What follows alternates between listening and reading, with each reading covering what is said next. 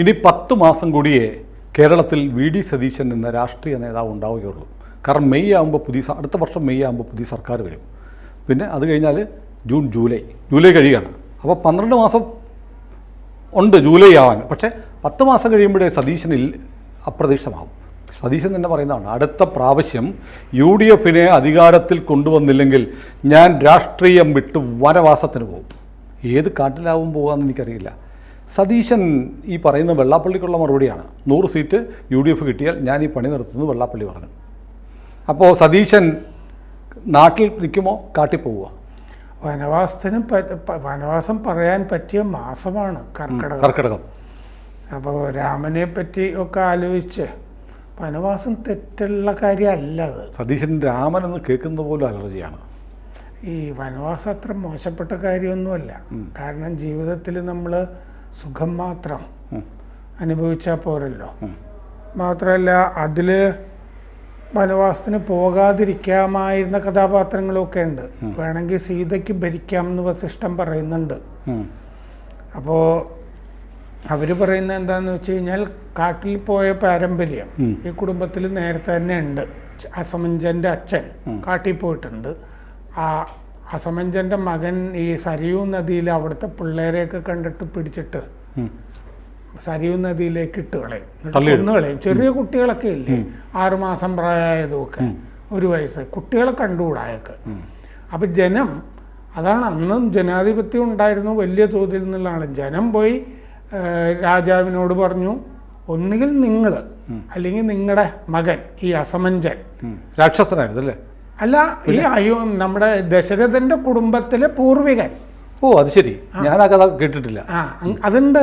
ഈ അവസാനം വനവാസം തീരുമാനിക്കുമല്ലോ, തീരുമാനിക്കുമ്പോൾ കൈകേയിയുടെ അടുത്ത് എന്നിട്ട് ഈ കഥ പറയുന്നുണ്ട് സുമന്ത്രരും ഒക്കെ. ഇങ്ങനെ ഒരു പ്രവാസി ഒരു വനവാസ ജീവിതം മുമ്പേ ഈ കുടുംബത്തിലുള്ളതാണ് എങ്കിൽ ഇപ്പോഴും അത് വേണോന്ന് ആലോചിക്കണം എന്ന് കൈകേയിയോട് പറയാൻ വേണ്ടിയിട്ടാണ് ഈ കഥ പറയുന്നത്. ഈ അസമഞ്ജൻ എന്ന് പറഞ്ഞ പയ്യൻ ഇങ്ങനെ രാജാവിൻ്റെ മകനാണ്. സരയൂ നദിയിൽ പിള്ളേരെയൊക്കെ പിടിച്ചിട്ട് കൊന്നുകളയും. അപ്പോൾ ആ രാജാവിനോട് ഒരു 2-3 തലമുറ മുമ്പാണ് ഇത്, ദശരഥൻ്റെ രാജാവിനോട് ജനം പോയി പറയും, ഒന്നുകിൽ നിങ്ങൾ അല്ലെങ്കിൽ നിങ്ങളുടെ മകൻ, ആരെങ്കിലും ഒരാളെ പറ്റുള്ളൂ ഇവിടെ. അപ്പോൾ കാട്ടിലേക്ക് പോവുക വനവാസം. അപ്പോൾ അസമഞ്ജൻ ഈ മകനെ, അസമഞ്ജൻ എന്ന് പറഞ്ഞ മകനെ കാട്ടിലേക്ക് വിടും. അപ്പോൾ വനവാസം എന്നുള്ളത് കുടുംബത്തിൽ നേരത്തെ ഉള്ളതാണ്. അപ്പോൾ സീതയെ രാജാവാക്കാം എന്ന് വസിഷ്ഠൻ പറയും. എന്ന് പറഞ്ഞാൽ സീതയ്ക്ക് അത്രമാത്രം പരിശീലനമൊക്കെ ഉണ്ടെന്നുള്ളതാണല്ലോ. ജനകന്റെ പുത്രിയാണല്ലോ. ആ ജനകന്റെ പുത്രി. അപ്പോൾ സീത പറയും, ഞാൻ കല്യാണത്തിന് മുമ്പേ തന്നെ ജ്യോത്സ്യന്മാർ എന്നോട് പറഞ്ഞിട്ടുള്ളതാണ് ഇങ്ങനൊരു വനവാസം ഉണ്ടാകുന്നുള്ളത്. ഞാനതിന് മെൻ്റലി പ്രിപ്പയർഡാണ്. അപ്പോൾ അതുകൊണ്ട് ഭർത്തൃ ശുശ്രൂഷ, ഞാൻ വനവാസത്തിന് പോകും എന്ന് പറഞ്ഞ പോലെ ഒരു നിശ്ചയിച്ചുറപ്പിച്ച പോലെയാണ് സീത നിശ്ചയിച്ചുറപ്പിച്ച പോലെയാണ് വി.ഡി. സതീശനും പറയുന്നത്. സതീശൻ ഉറപ്പായി പോകേണ്ടി വരുന്നു. വനവാസത്തിന് ഞാൻ ആ വെല്ലുവിളി സ്വീകരിക്കുന്നു എന്നാണല്ലോ പറയുന്നത്. അതെ. നേരത്തെ വെള്ളാപ്പള്ളിയുടെ അടുത്ത് ബെറ്റ് വെച്ചിരുന്നു ഡി സുഗതൻ അല്ലേ, മീശ പഠിക്കുന്ന പകുതി മീശ പഠിക്കുന്ന ഒരു പരിപാടി. അന്നും ഈ ഭൂരിപക്ഷത്തിൻ്റെ കാര്യമൊക്കെ വെള്ളാപ്പള്ളി പറഞ്ഞിരുന്നതാണ്. ഇത് എന്ത് ധൈര്യത്തിലാണ് പൊതു തെരഞ്ഞെടുപ്പിലെ ഫലത്തിനെ പറ്റി ഇത്രയും ആത്മവിശ്വാസത്തോടെ, അതാണ് എൻ്റെ സംശയം, മനസ്സിലാകുന്നില്ല. ഞാൻ ഈ സതീശൻ്റെ ഈ പ്രസ്താവന കേട്ട് കഴിഞ്ഞ് കൂട്ടിയും കിഴിച്ചും ഒക്കെ നോക്കി. എൻ്റെ ദൃഷ്ടിയിൽ UDF അധികാരത്തിൽ വരാനുള്ള ഒരു സാധ്യതയും കാണുന്നില്ല. അതായത് ഈ ഉപതെരഞ്ഞെടുപ്പുകൾ എന്ന് പറയുന്നത് വേറൊരു കച്ചവടം. അതെ, ഉപതെരഞ്ഞെടുപ്പുകളിൽ തൃക്കാക്കര മുതൽ പാലക്കാട് വരെ ജയിച്ചിട്ടുണ്ട്. പിന്നെ CPM ജയിച്ച സ്ഥലത്തുമൊക്കെ കോൺഗ്രസിൻ്റെ CPM കോട്ടയിലൊക്കെ വോട്ട് കൂടിയിട്ടുണ്ട്. ഇപ്പോൾ ചേലക്കര ഇപ്പോൾ ഉള്ള സ്ഥലങ്ങളിലൊക്കെ ഈ ഉപതെരഞ്ഞെടുപ്പുകളിലെ വിജയം ആയിരിക്കും. കാരണം ഉപതെരഞ്ഞെടുപ്പ് നിലമ്പൂർ വരെ അതിൻ്റെ ഒരു സ്റ്റേജ് മാനേജ്മെൻറ്റ് എന്ന് പറയുന്നത് വി.ഡി. സതീശൻ്റെ വകയായിരുന്നു എന്നാണ് കരുതപ്പെടുന്നത്. സത്യത്തിൽ ഒരു സ്റ്റേജ് മാനേജ്മെൻറ്റും മാത്രം കൊണ്ടല്ല തെരഞ്ഞെടുപ്പിൽ ജയിക്കുന്നത്. തെരഞ്ഞെടുപ്പിൽ എപ്പോഴും ജയിക്കുന്ന അടിയൊഴുക്കുകളാണ് പ്രധാനം. അത് ആ സമയത്ത് ആ അടിയൊഴുക്ക് നന്നായി തിരിച്ചറിഞ്ഞ ഒരാളുണ്ടായിരുന്നു, പാലോട് രവി. പുള്ളിയെ പിടിച്ച് മാറ്റുകയും ചെയ്തു. പാലോട് രവി. പാലോട് രവിയുടെ ആ മുഴുവൻ സംഭാഷണം നമ്മൾ കേൾക്കണം. ഈ കോൺഗ്രസിന് അനുകൂലമായി കോൺഗ്രസിനോടുള്ള ഉൾക്കടമായ സ്നേഹമാണ് ഇതിനകത്ത് കാണിക്കുന്നത്. അതെ. പക്ഷെ പാലോട് രവി എന്ന് പറഞ്ഞാൽ നേരത്തെ പെരിങ്ങമലയിൽ അങ്ങേരുടെ പഞ്ചായത്തിൽ അങ്ങേര് UDF തോൽപ്പിച്ചതായിട്ട് ഒരു ആരോപണം നേരത്തെ കിടപ്പുണ്ട്. അപ്പോൾ DCC പ്രസിഡന്റ് ആയിരിക്കുമ്പോൾ തന്നെ പെരിങ്ങമല സ്വന്തം പഞ്ചായത്തിൽ തോറ്റതിൻ്റെ പേരിൽ രാജിവെച്ചതാണ് പാലോട് രവി. ഇല്ല, നിങ്ങൾ തുടർന്നോ എന്ന് K. സുധാകരൻ അന്ന് മര്യാദ കാണിച്ചതാണ്. സണ്ണി ജോസഫിനെ പോലെയല്ല, തുടർന്നോളൂ എന്ന് പറഞ്ഞാണ്. പിന്നെ പ്രശാന്ത് നെടുമങ്ങാട് തോൽപ്പിച്ചത് പാലോട് രവിയാണെന്ന് P. പ്രശാന്തിന് വിശ്വാസമുണ്ട്. അങ്ങനെയാണ് P. പ്രശാന്ത് CPM ചേർന്നിട്ട് ട്രാവൻകൂർ ദേവസ്വം പ്രസിഡൻ്റായത്. അപ്പോൾ പാലോട് രവിക്ക് വേറെ ചില സാധനങ്ങൾ വീട്ടിൽ വേറെ സാധനങ്ങളുണ്ട്. പാലോട് രവിക്ക് പണിയറിയാം. അതെ. സതീശനെ പോലെയല്ല. സതീശൻ എനിക്ക് തോന്നുന്നത്, ഞാനിപ്പോൾ നോക്കുന്നത് ഇങ്ങനെ കണക്കൂട്ടി നോക്കുമ്പോൾ കേരളത്തിലെ മണ്ഡലങ്ങളുടെ ഒരു ചുമ്മാ ഒരു ലിസ്റ്റ് എടുത്ത് നോക്കി. എനിക്കൊരു സംശയമുണ്ട്, അടുത്ത തെരഞ്ഞെടുപ്പിൽ UDF ഒന്നാമത്തെ കക്ഷിയായി ലീഗ് മാറുമോ എന്ന്.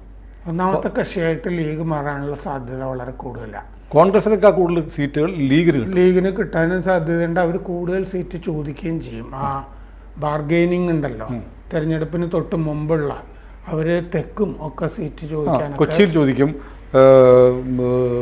ആലപ്പുഴ ചോദിക്കും, തിരുവനന്തപുരത്ത് വരെ ലീഗ് സീറ്റ് ചോദിക്കും. അതെ, എറണാകുളം ജില്ലയിൽ കൂടുതൽ ചോദിക്കാൻ, കളമശ്ശേരി പോലത്തെ സ്ഥലങ്ങളും ഒക്കെ. അപ്പോൾ അതുകൊണ്ട് ഈ വയനാട് സീറ്റിൽ നമ്മുടെ ഹൈക്കമാൻഡിൻ്റെ, അതായത് നെഹ്റു കുടുംബത്തിൽ നിന്നുള്ളവരുടെ പോക്കറ്റ് ബെറോ ആണല്ലോ ഇപ്പോൾ കീശമണ്ഡലം. അപ്പോൾ ലീഗിൻ്റെ സ്ഥാനാർത്ഥിയായിട്ടാണ് ഇപ്പോൾ രാഹുൽ ഗാന്ധി ജയിക്കുന്നതും പ്രിയങ്ക ഗാന്ധി ജയിക്കുന്നതും. അതെ. അപ്പോൾ മുസ്ലിം ലീഗിൻ്റെ ഒരു സീറ്റായിട്ടാണ് ആ വയനാട് കിടക്കുന്നത്. കൊടി വേണ്ടെന്നൊക്കെ പ്രചാരണ സമയത്ത് വെക്കാറൊക്കെ ഉണ്ട്.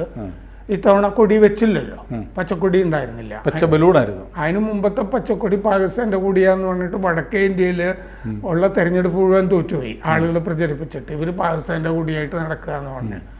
അപ്പോൾ ലീഗിൻ്റെ സ്ഥാനാർത്ഥിയായിട്ട് അവർ നിൽക്കുന്നതുകൊണ്ട് ലീഗ് പറയുന്നതൊക്കെ കേൾക്കേണ്ടി വരും. കാരണം വയനാടിന് ക്വിറ്റ് പ്രോക്കോ എന്ന് പറഞ്ഞിട്ട് രാമനാഥപുരത്ത് നവാസിനെ മുസ്ലിം ലീഗ് സ്ഥാനാർത്ഥി നിർത്തി അവിടെ ജയിപ്പിച്ചു കൊടുക്കുന്നുണ്ടായിരുന്നു.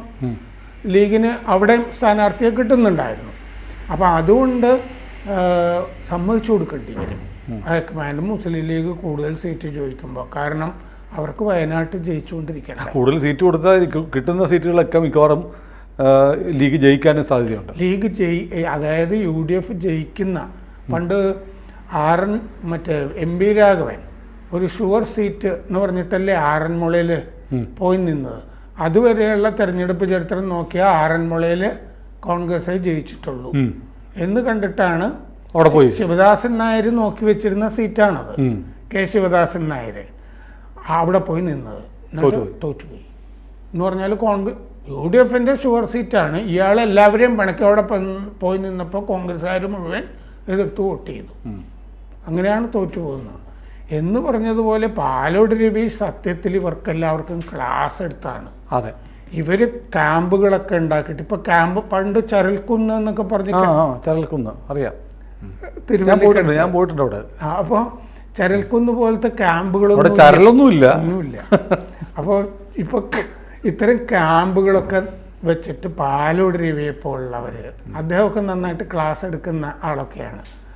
മുമ്പ് എപ്പോഴും AK ആൻ്റണിയുടെ വീട്ടിലാണ് ഞാൻ പാലോട് രവിയെ കണ്ടുകൊണ്ടിരുന്നത്.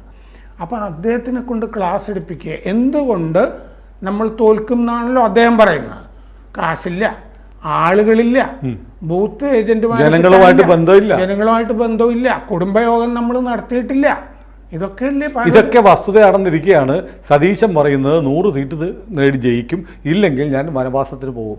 അപ്പോൾ വനവാസം തന്നെയാണ് നിലവിൽ സാധ്യത. അതാണ്. 60 സീറ്റ് BJPക്ക് എന്ന് പാലോട് രവി പറഞ്ഞിട്ടുണ്ടല്ലോ. എങ്ങനെയെങ്കിലും കാശ് മുടക്കാൻ BJPക്ക് ഉണ്ട് എന്നുള്ളത് സത്യം, ഒരു സംശയമില്ല. കാശില്ല കോൺഗ്രസിൻ്റെ കയ്യിൽ. കാരണം തോൽക്കുന്ന പാർട്ടിക്ക് ആര് കാശ് കൊടുക്കും? ഏത് കമ്പനി കാശ്? അല്ല, നമ്മൾ ഇതൊക്കെ പറയുമ്പോൾ വേറെ കാര്യമുണ്ട്. സതീശൻ വനവാസത്തിൽ പോകേണ്ടി വരും എന്ന് നമ്മൾ പറയുകയാണ്. കാരണം സതീശൻ്റെ ഈ വെല്ലുവിളി നിരർത്ഥകമായി പോകും, UDF തോറ്റുപോകും. LDF അധികാരത്തിൽ വരുമെന്നാണ് നമ്മൾ ഈ പറഞ്ഞുകൊണ്ടിരിക്കുന്നത്. അത് എന്താണെന്ന് വെച്ചാൽ കോൺഗ്രസ് മുക്ത ഭാരതമാണ് BJPയുടെ ലക്ഷ്യം. അപ്പം BJP പണിയേണ്ടടുത്ത് BJPയും പണിയുമല്ലോ. അത് മാത്രമല്ല, കേരളത്തിൽ സാറ് പറഞ്ഞ കണക്ക് വെച്ചിട്ടാണെങ്കിൽ ലീഗിന് ഏറ്റവും കൂടുതൽ സീറ്റുമായി ലീഗ് അധികാരത്തിൽ വന്നാൽ ഇപ്പോൾ തന്നെ എല്ലാം മലപ്പുറത്ത് പോയി സമസ്തയുടെ തിട്ടൂരം അല്ല കാന്തപുരത്തിൻ്റെ തിട്ടൂരം വാങ്ങിയിട്ട് വേണം കേരളത്തിൻ്റെ ഭരണം നടക്കാൻ, LDFൻ്റെ കാലത്ത് പോലും. അപ്പോൾ UDFൻ്റെ കാലത്ത് എന്തായിരിക്കും? UDFൻ്റെ കാലത്ത് കംപ്ലീറ്റ് ഈ തീരെഴുതിയ പോലത്തെ ഒരു ഭരണമായി. അത് ആഗ്രഹിക്കാത്ത ഒരുപാട് ആളുകൾ കേരളത്തിലുണ്ട്. അതുണ്ട്. അവർ പക്ഷേ അവരായിരിക്കുമല്ലോ BJPക്ക് കുറച്ച് സീറ്റ് കൊടുക്കാൻ പോകുന്നത്. അല്ല, അവർ തമ്മിൽ ഭേദം LDF ആണ് എന്ന് തീരുമാനിക്കുന്നവരും ഉണ്ടാവും. അതുണ്ട്. ആ രണ്ട് കാര്യങ്ങളുണ്ട് അതിൻ്റെ അകത്ത്. പിന്നെ NSSൻ്റെ കാര്യമാണ് ഞാൻ ഈ എപ്പോഴും, കാരണം ഒരു LDF നായരാണ് ഒരു മണ്ഡലത്തിൽ ജയിക്കുന്നതെങ്കിലും NSS അവരുടെ കൂടെ നിൽക്കും. UDF നായർക്ക് സാധ്യതയുള്ള ഒരു മണ്ഡലത്തിലാണെങ്കിൽ UDFന് വോട്ട് കൊടുക്കും. ഇതിനല്ലേ സമദൂരം എന്ന് പറയുന്നത്. അതല്ലാതെ അവർ BJPക്ക് വോട്ട് ചെയ്യില്ല. RSS നായന്മാരുടെയും കൂടി കാര്യമാണ് ഞാൻ ഈ പറയുന്നത്. BJPക്ക് ഒരു നല്ല നായർ മുഖ്യമന്ത്രി സ്ഥാനാർത്ഥി ഉണ്ടായാലോ? BJPക്ക് അത് നമുക്കറിയാമല്ലോ ആരാണ്. ശശി തരൂർ. അതെ, അദ്ദേഹം മറ്റേ പാർലമെന്റിൽ സംസാരിക്കില്ല എന്ന് പറയുന്നില്ലേ. അപ്പോൾ ചിലപ്പോൾ ഇക്വേഷനൊക്കെ ഒന്ന് മാറും. അപ്പോൾ NSSൻ്റെ മനസ്സൊന്നും മാറും. അപ്പോൾ മിക്കവാറും സതീശനെ എവിടെ കാണാൻ, ഏത് കാട്ടിൽ പോയി കാണേണ്ടി വരും. അതാണ് പ്രശ്നം. അപ്പോൾ മുഖ്യമന്ത്രി സ്ഥാനാർത്ഥി എന്ന് പറഞ്ഞാൽ വേറെ ആളും കാര്യങ്ങളും ഒക്കെ ആയി. അല്ലെങ്കിൽ തന്നെ മുഖ്യമന്ത്രി സ്ഥാനാർത്ഥി ആയിട്ട് പോപ്പുലർ വോട്ടൊന്നും സതീശനില്ല. അല്ലെങ്കിൽ തന്നെ UDFന് അധികാരത്തിൽ വന്ന സതീശനോടെ മുഖ്യമന്ത്രിയാവും. പ്രശ്നമില്ല. KC വേണുഗോപാൽ കേരള മുഖ്യമന്ത്രിയാണ്. അത് സംശയമില്ല. കാരണം അദ്ദേഹമാണ് ഹൈക്കമാൻഡ്. സതീശൻ കോരുന്ന വെള്ളം പാഴായി പോകും. കൂടുതൽ വാർത്തകളും വിശേഷങ്ങളും നിങ്ങളിലേക്ക് എത്താൻ ABC മലയാളം സബ്സ്ക്രൈബ് ചെയ്യുക, ബെൽ ബട്ടണും അമർത്തുക.